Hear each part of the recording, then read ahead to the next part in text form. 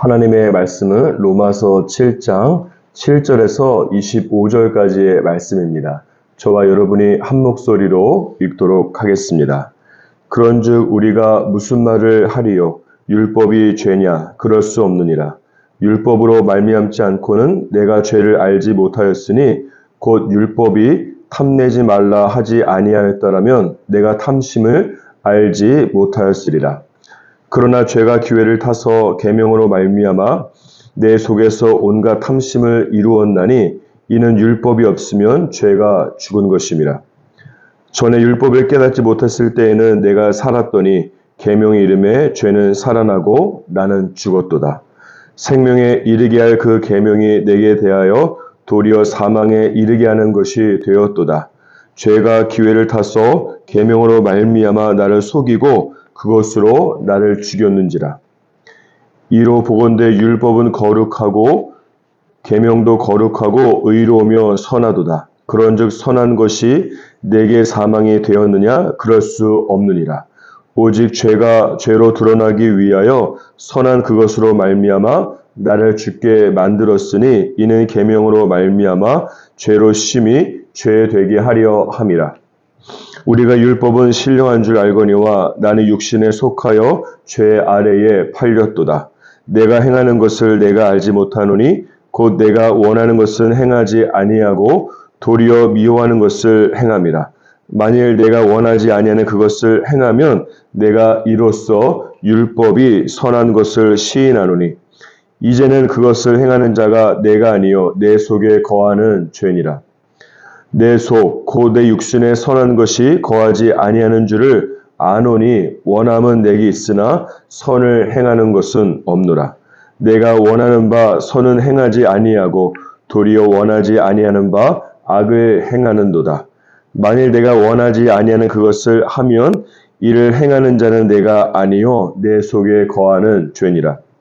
그러므로 내가 한 법을 깨달았노니 곧 선을 행하기 원하는 나에게 악이 함께 있는 것이로다. 내 속사람으로는 하나님의 법을 즐거워하되 내 지체 속에서 한 다른 법이 내 마음의 법과 싸워 내 지체 속에 있는 죄의 법으로 나를 사로잡는 것을 보는도다. 오호라 나는 곤고한 사람이로다. 이 사망의 몸에서 누가 나를 건져내랴. 우리 주 예수 그리스도로 말미암아 하나님께 감사하리로다. 그런즉 내 자신이 마음으로는 하나님의 법을 육신으로는 죄의 법을 섬기노라. 아멘.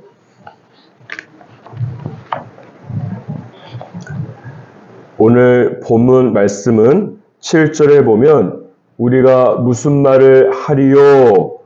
율법이 죄냐라고 질문으로 시작하고 있습니다.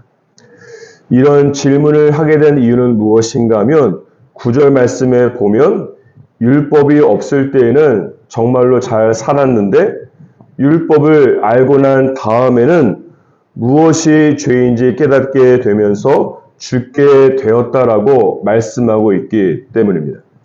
하지만 7절 중반부에 보시면 사도 바울은 율법이 죄냐라고 하는 질문에 그럴 수 없다라고 대답하고 있습니다. 이런 관점에서 이 7절에서 13절까지의 말씀은 율법의 목적과 역할에 대해서 말씀하고 있습니다. 7절을 다시 한번 보시면 율법으로 말미암지 않고는 내가 죄를 알지 못한다라고 말씀하시면서 한 가지 예를 들어 설명하고 있습니다. 율법이 탐내지 말아라라고 기록되어 있기 때문에 내 안에 있는 탐심이 탐하는 마음이 죄인 것을 깨닫게 되었다라고 하는 것입니다.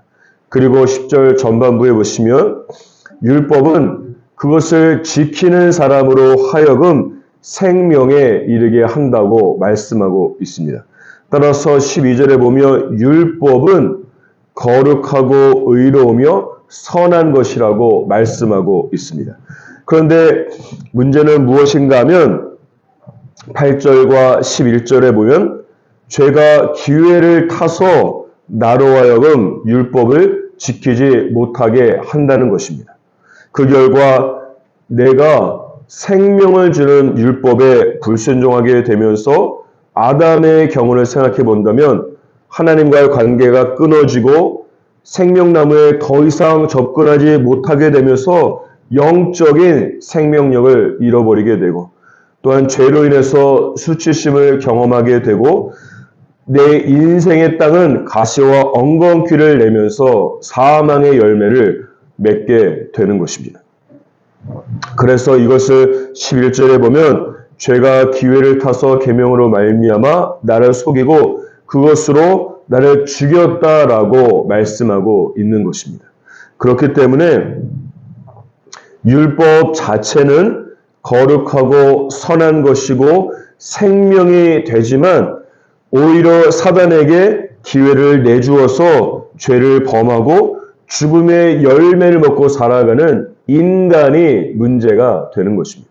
그러므로 여호수아 1장 8절에 보면 이 율법책을 너의 입에서 떠나지 말게 하며 주야로 그것을 묵상하여 그 안에 기록된 대로 다 지켜서 행하라고 우리에게 도전하고 있습니다.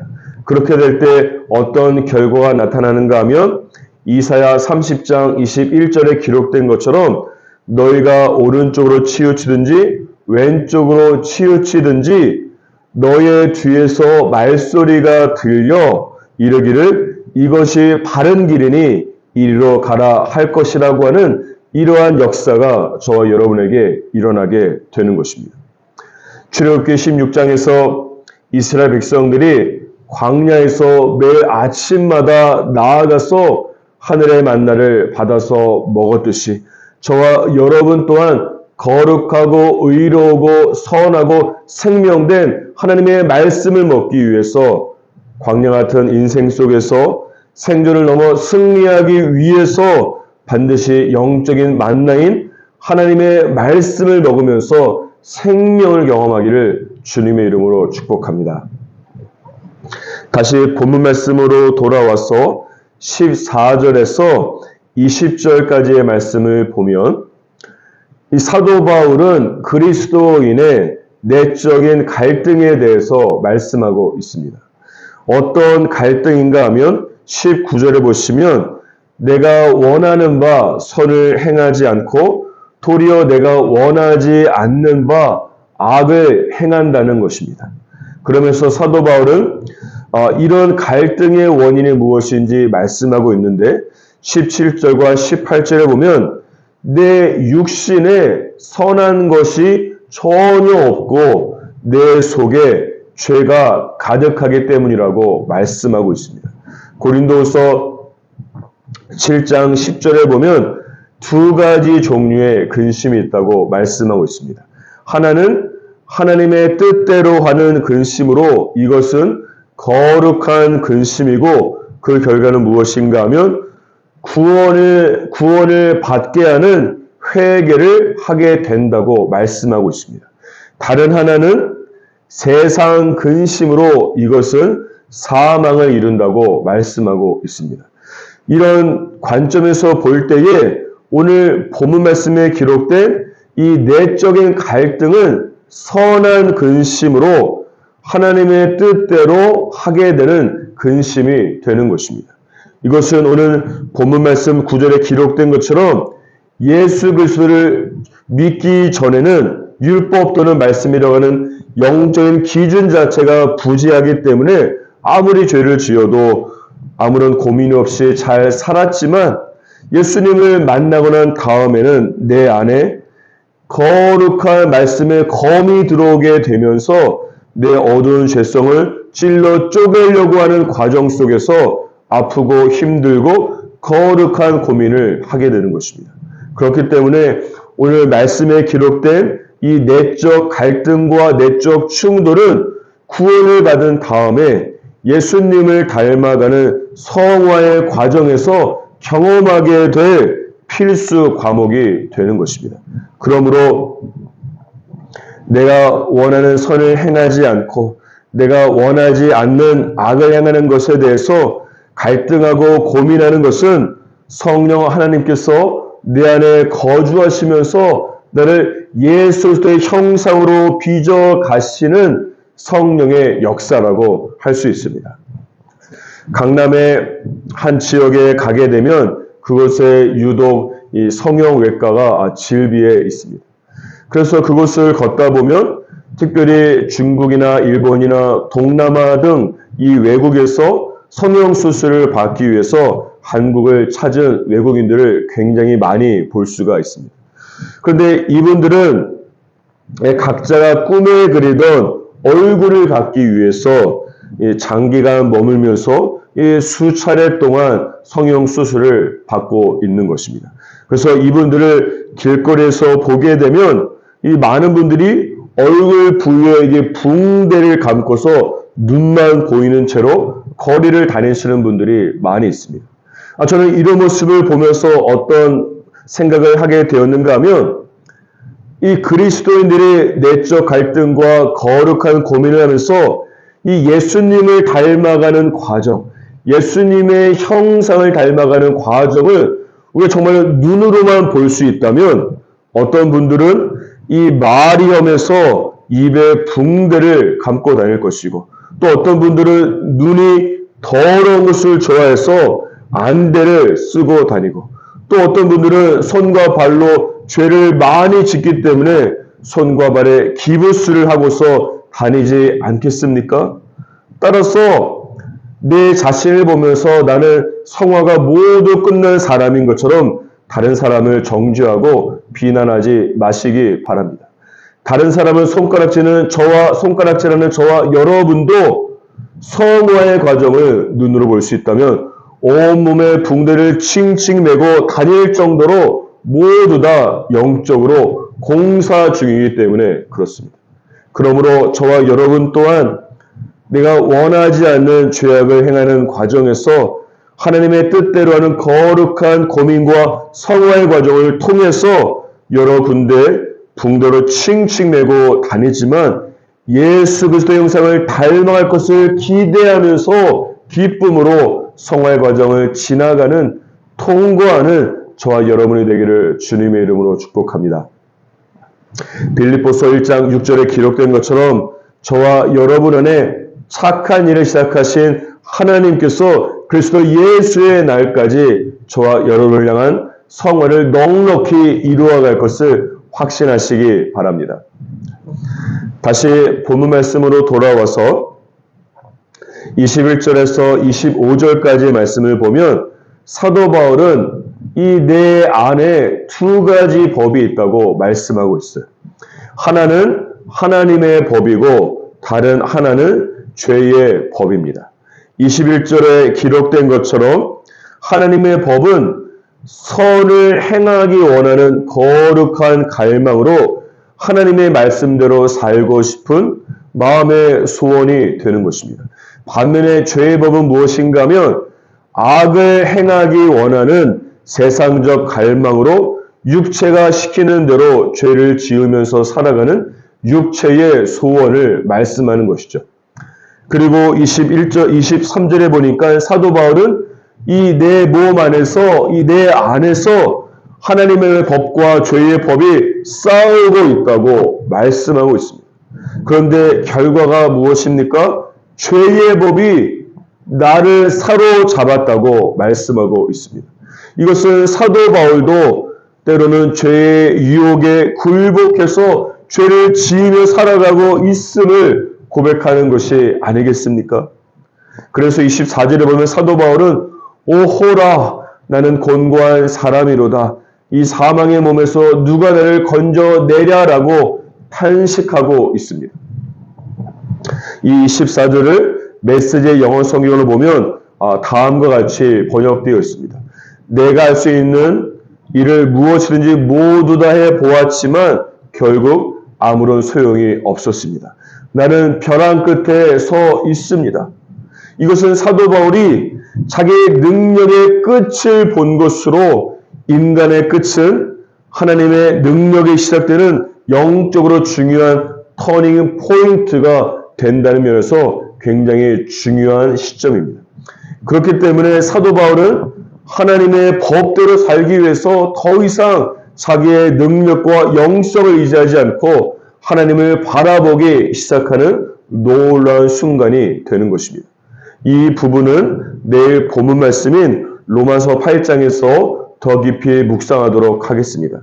오늘 여기서 주목하고 싶은 것은 24절에서 사도 바울이 오호라 나는 곤고한 사람이로다. 이 사망의 몸에서 누가 나를 건져내라라고 하는 탄식의 구절입니다. 이것은 사도 바울이 하나님의 법이 아니라 죄의 법에 사로잡혀 살아가게 되면서 죄를 짓는 자신에 대해서 가슴을 찢고 아파하면서 통회를 하고 있음을 말씀하는 것입니다. 소천하신 온누리교회 고 하영조 목사님께서 설교 중에 언급하신 것처럼 이 세대는 죄에 대한 회개는 있는데 통회가 없다라고 말씀하셨습니다. 죄에 대한 후회는 있는데 죄를 지을 수밖에 없는 자신에 대한 통회가 전혀 없다는 것입니다. 그래서 이 마태복음 5장 3절에 보면 어떻게 말씀하는가 하면 애통하는 자가 통회하는 자가 복이 있나니 그들의 위로를 받을 것이라고 말씀하고 있는 것입니다. 따라서 저와 여러분은 무엇보다도 죄를 짓고 살아가는 것에 대해서 통회하는 마음조차 생기지 않는 것에 대해서 거기에서부터 기도를 시작하는 것이 중요합니다. 죄에 대해서 통회하지 않는 나 자신에 대해서 먼저 통회하는 마음을 나에게 주시옵소서라고 기도해야 됩니다. 그리고 하나님의 말씀대로 살아가는 날보다 죄를 짓고 살아가는 날이 더욱더 많은 나의 죄성을 주님 앞에 통회하면서 아파하면서 가슴을 찢으면서 주님 앞에 나아가야 됩니다.